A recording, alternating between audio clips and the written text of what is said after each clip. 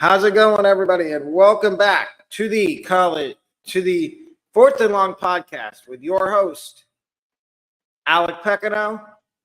On today's show, we will be going over my top 20 offenses, my top 6 sleeper teams, and my top 5 games to watch this year.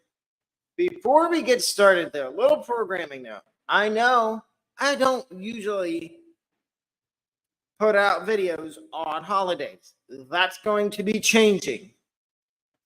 Every few holidays, you will see, whether it be podcast episodes of the Fourth and Long podcast or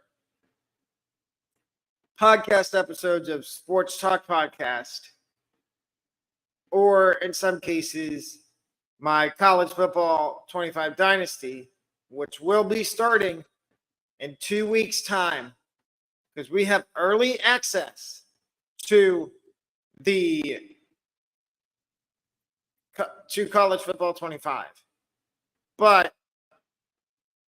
And a little programming now. Week 2 of college football season, the schedule is going to be a little weird because that is the week we go to Blacksburg, Virginia for the Virginia Tech Marshall football game.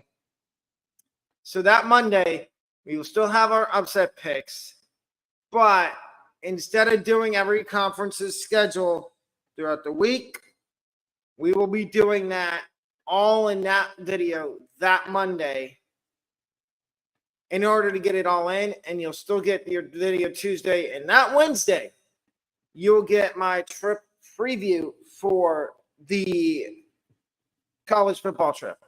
But anyways, let's get into today's video.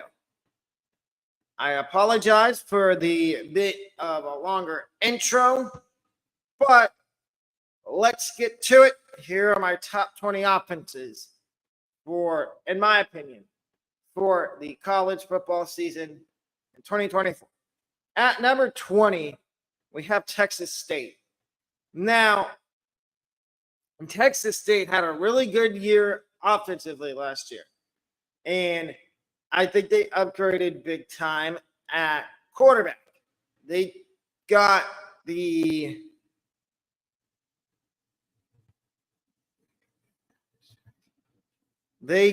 reigning Sun Belt Player of the Year and Jordan McLeod from James Madison. And they bring back Ismail Mohammadi from last year, and they've got some wide receivers that I'm looking forward to watching. And I think that Texas State's going to be one of the better offenses in the group of 5. At number 19 is another group of 5 team, and that is Liberty. They're in Conference USA. They bring back Caden Salter, and it's another year under Jamie Chadwell, which I think this offense is going to be even better than it was in 2023. And I like them at number 19. At number 18 is the Miami Redhawks. And with Miami of Ohio, they bring back Brett Gabbert. I know they lost Rashad Amos he transferred out, but they still have Kenny Tracy. They have some good wide receivers, and I feel like Miami of Ohio is going to have a top 20 offense this year. At number 17 is another group of 5 team, and it's Memphis. They have a well-experienced quarterback in Seth Hennigan. Hennigan's back. Ryan Silverfield proved to everybody that he can survive the hot seat talk and produce a winning team. And I think Memphis is going to be one of the better group of 5 offenses. At number 16 is another American Athletic Conference team, that being South Florida. South Florida lost very little in terms of offense going into this year. They did lose. They lost a couple wide receivers to the transfer portal, but that's expected because you're going to have other guys step up at wide receiver. Byron Brown's back. Naquan Wright's back. Jaden Alexis. Naeem Simmons. They just have a litany of options at wide receiver and running back. Kelly Joyner's back. Like I said, Naquan Wright. They got a couple freshmen coming in that are supposed to be good. They got a 5-star kicker, but I don't think he's going to be the place kicker this year. I think it's still going to be John Cannon. But this leads me to believe that South Florida will be the 16th best offense this year. At number 15. And I know I'm going to get some slack for this, but I have my reason why this team is at number 15. It's Colorado. Shedeur Sanders is going to be one of the better quarterbacks in the Big 12. They got Travis Hunter. They've got, I don't know who the running back's going to be because they lost Dylan Edwards. They lost Alden McCaskill. But they do got some dynamic playmakers. My only question is, can the offensive line hold up for a whole season? If they can, and I think Colorado's ceiling is very high on offense. If it doesn't, then they might be one of the more middle-of-the-pack offenses, which would put them around 15. At number 14 in my top 20 offensive rankings for college football 2024, I have Clemson. Now, with Clemson, they do have an experienced quarterback in Cade Klubnik. My only issue is they have unproven wide receivers that sounds like they may have 2 freshmen starting at wide receiver this year. And Ryan Wingo and I think it's Ryan Livingston and Ryan Wingo. I am a little skeptical on certain freshmen and on freshmen getting big time playing time. But in Clemson's case, they have to because they don't really have any veteran presence like an upperclassman at wide receiver. My number 13 offense may surprise some people. It is Michigan State. And they might be a sleeper team in the Big Ten, or some people are saying they might not even make a bowl game. I think otherwise. I've looked at their offense. Eden Childs, good quarterback. They still got Nathan Carter, a running back. They got a couple good wide receivers. I think Michigan State will be a top 20 offense. At number 12 is a team moving to the ACC, SMU. And Red Lashley is an offensive mastermind. He is the head coach at SMU. But the reason I have SMU at number 12 is Preston Stone.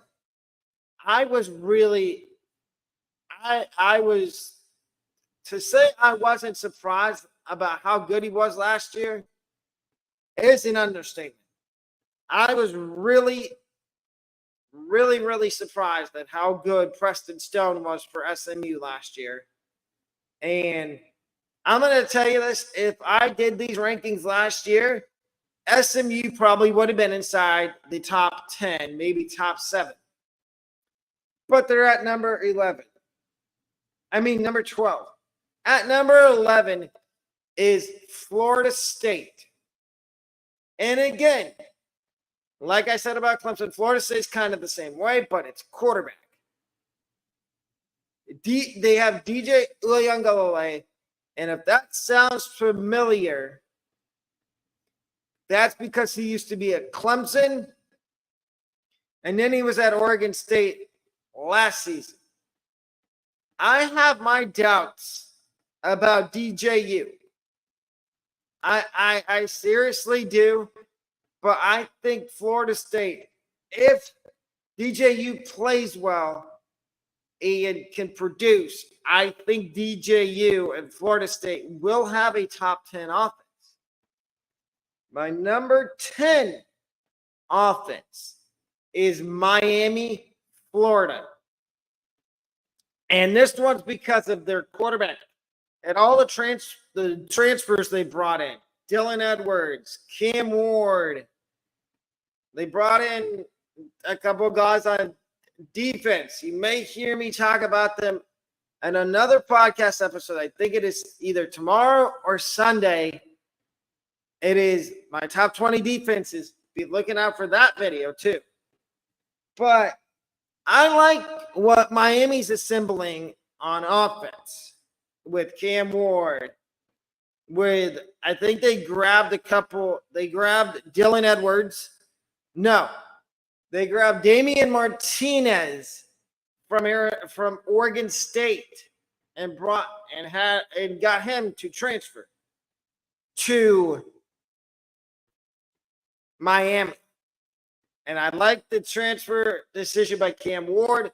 I know he was debating on trying to choose whether he was going to go pro. He eventually chose to come back to college and go and play at Miami. My number 9 offense for 2024 is Penn State. Now, Penn State fans, I know what you're going to say in the comments. You put us too low. You're doubting us. You're kind of right. I am doubting you. And it's because of Drew Aller. I don't believe in Drew Aller. I don't think Drew Aller is him. I'm sorry. I just don't. And Drew Aller can prove me wrong by having a really good season. I do like the offensive coordinator high on Andy Kotelnickel. But I'm still – and Penn State does have 2 really good running backs, and Nick Singleton and Katron Allen. And I think that if they can run the ball and every once in a while hit the defense with a big play, I think Penn State will be one of the better offenses in the Big Ten. My number 8 offense for 2024 is Louisville. And I was very low on Louisville last year. I'm fool's gold for me. I'm dumb. I should have been higher on them. Jeff Brom is a heck of a coach. He knows how to recruit. He's got another kid coming in there to play quarterback this year. And I feel like Louisville is going to have one of the better offenses in the ACC. My number 7 offense, and this is a bold, hot take for me, is South Carolina with Lenore Sellers, who you may hear me talk about in another video, and Nick Harbor. I think that's going to be one of the more lethal duos in the SEC for wide receiver quarterbacks. My number 6 offense is, of course, another SEC team. It is Tennessee. And I think Tennessee, the only skeptic I have of Tennessee is Nico Imiava Leve. Please let me know if I'm saying his last name wrong. I don't know how to correctly pronounce it, so I'm just going to go with Nico. I'm a little skeptical on Tennessee. That's why I don't have him higher in my offensive rankings, is because of Nico. He's only started – he did look good in the bowl game. Take into account, that was against Iowa with a depleted defense. No Cooper DeJean. And they were without a couple other defensive backs. So, but let's see what Nico can do in a full year, in his first full year as a starter. At my number 5 offense is Oregon. I love what Oregon did in the portal. They got Dylan Gabriel. They got a couple offensive linemen. They got a wide receiver.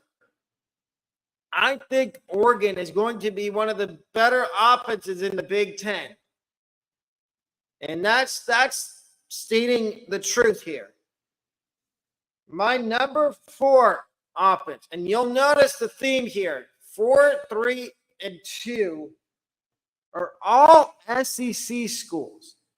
At number 4 is Texas.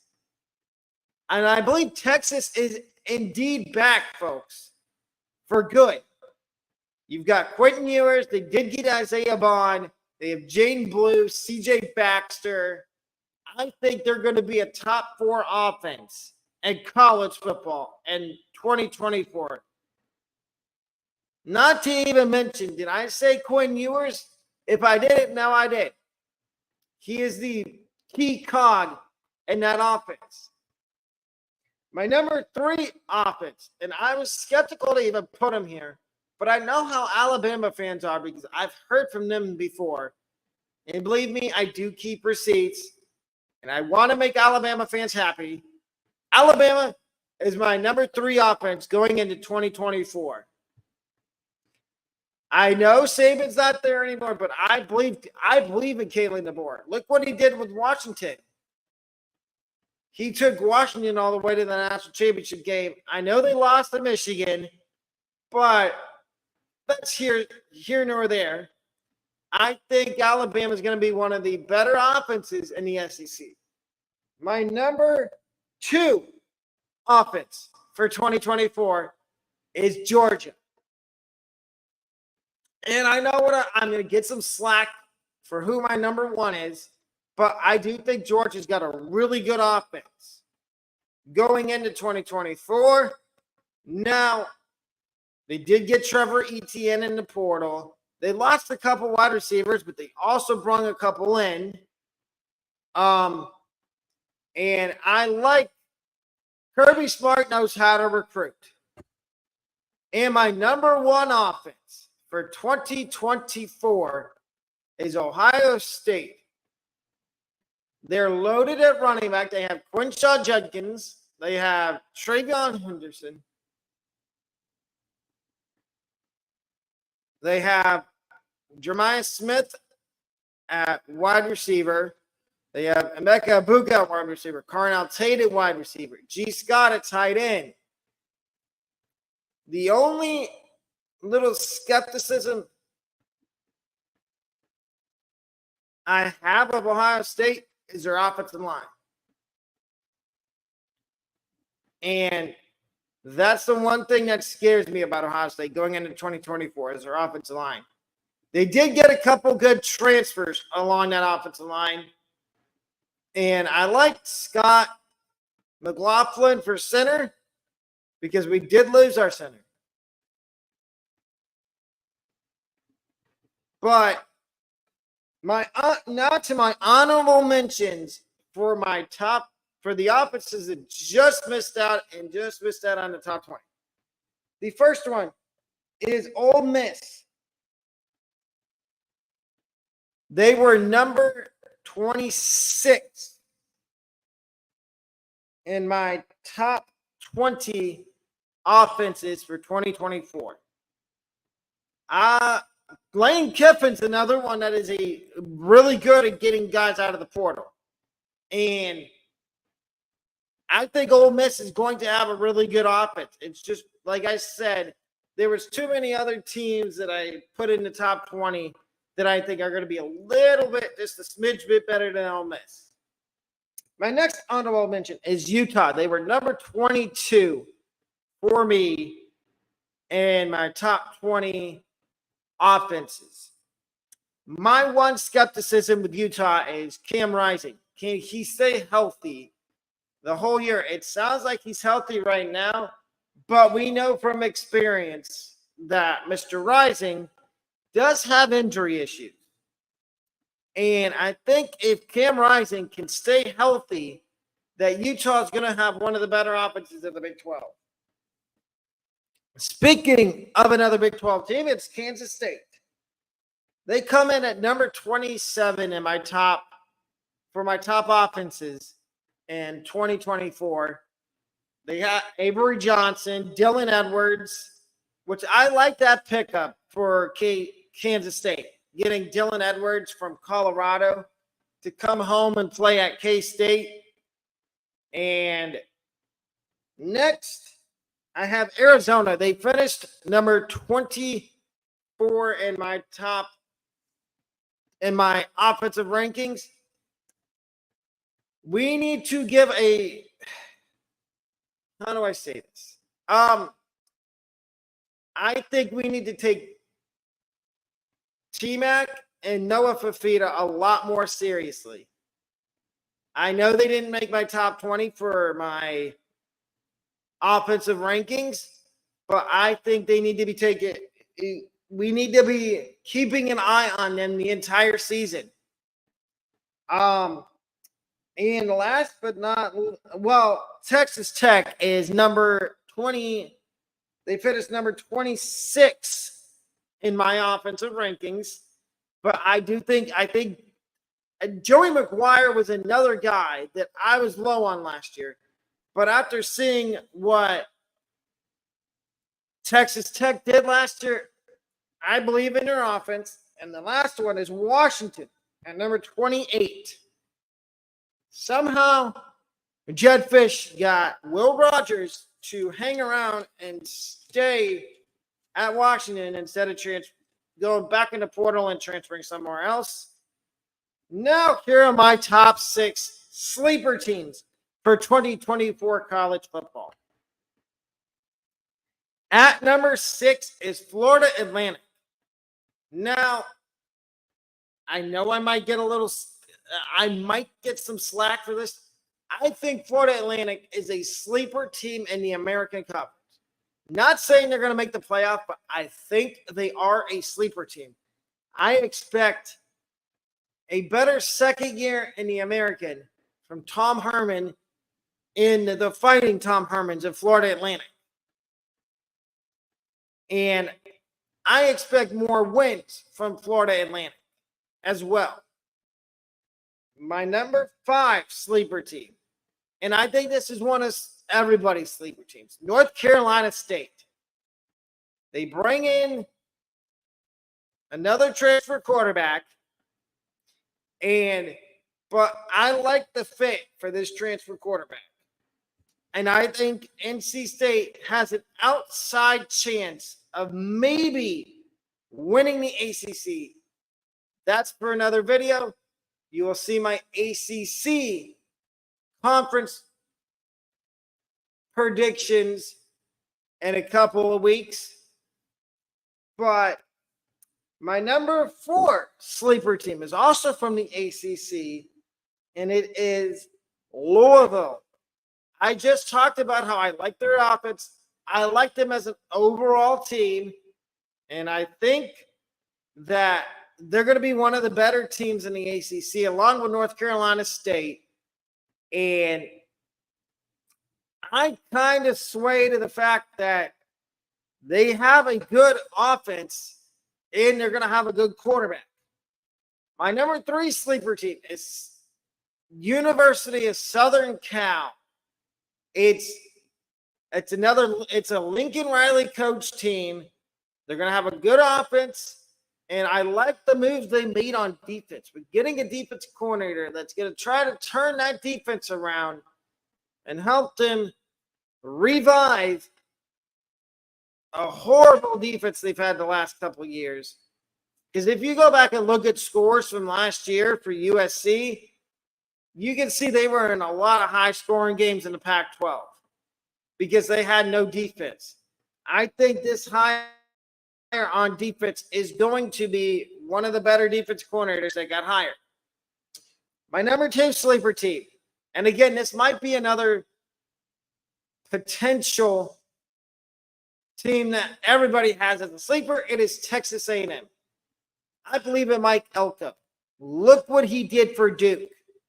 He turned Duke around. I think he's going to do the same thing at A&M. He was there as their defensive coordinator for a couple of years before leaving and taking the head coaching job at Duke. And now he's back. And that is why Texas A&M is one of my sleeper teams and a potential playoff team, just like NC State and Louisville. My number one sleeper team, and this might surprise some people, it is Big Ten. It is Iowa. I think Iowa's offense, now that Kirk Ferentz's son is not, Brian Ferentz is not the offensive coordinator anymore, I think Iowa's offense might be a little bit better than it was last year. That is why they're a sleeper team for me. Now, here are some my top five games to watch this year. Number 5 is a rematch of the national championship game between Michigan and Washington. And I think Michigan fans, you might not like me for this. I don't think Michigan wins this game. I think it's going to be Washington to get revenge for the national championship last year. But I think it's going to be a really, really good game, though. My number 4 game is a game I was originally supposed to be going to, but then I pivoted to another game because these two teams play again in 2026. It is South Florida at Alabama. And I know what most people are going to say. Why is this game even on here? Because most people think this game's going to be a laugher. I say otherwise. I think it's going to be a closely competitive game like it was last year. Look at the final score, what it ended up being last year. It ended up being 17-3 Alabama at the end of last year's Alabama-South Florida game. I think we might get something along those same lines this year. And that is a 7 o'clock game. My number 3 game to watch this year for college football is Oregon, Ohio State. I think that this Oregon-Ohio State game, this is going to tell you who's going to win the Big Ten. If Ohio State wins this game, Ohio State's going to win the Big Ten in the regular season, and then they might see Oregon again in the conference championship game. My number 2 game to watch this year is Alabama-Tennessee, because I think Tennessee might win this game. But I do, like I've said about all these other games, I do think it's going to be competitive. Really, I think it's going to be a very competitive game between Alabama and Tennessee. And my number 1 game to watch this year is Texas and Georgia. I think this is going to be a good old-fashioned smash mouth. Whoever has the football last wins the game between Georgia and Texas. And my honorable mention goes to Michigan, Ohio State, the game. Because it is going to be revenge season for Ohio State. They are not happy that they lost to Michigan last year. And I think it's always a good game when Michigan and Ohio State play each other. And I think it's going to be an even better game this year.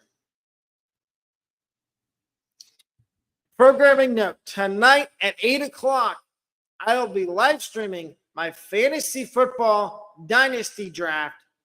You're welcome to join in the live and help me draft my team, or put your fantasy football questions in the comment section of that in that video, because it's also going to be a Q&A while I do my fantasy football draft.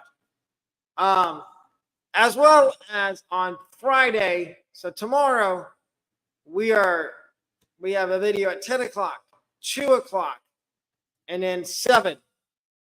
And 7 o'clock is going to be another play-by-play and this time it's going to be the Reds. Cincinnati Reds, Detroit Tigers, 7:10 first pitch, which means I will be on at 7 o'clock starting the stream.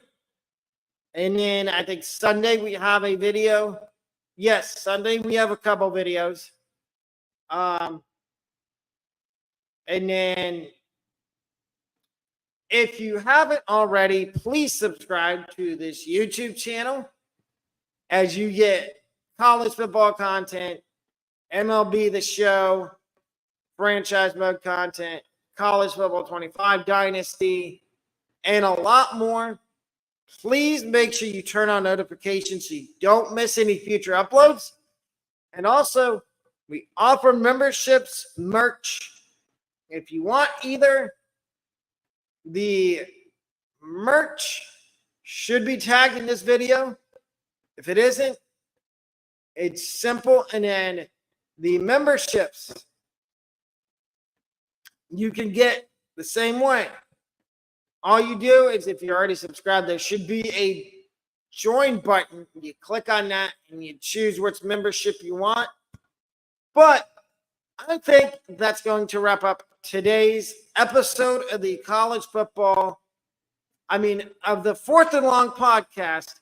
I will see y'all tonight with my fantasy football draft. Have a lovely rest of your 4th of July. And please be safe. I'm out. Peace.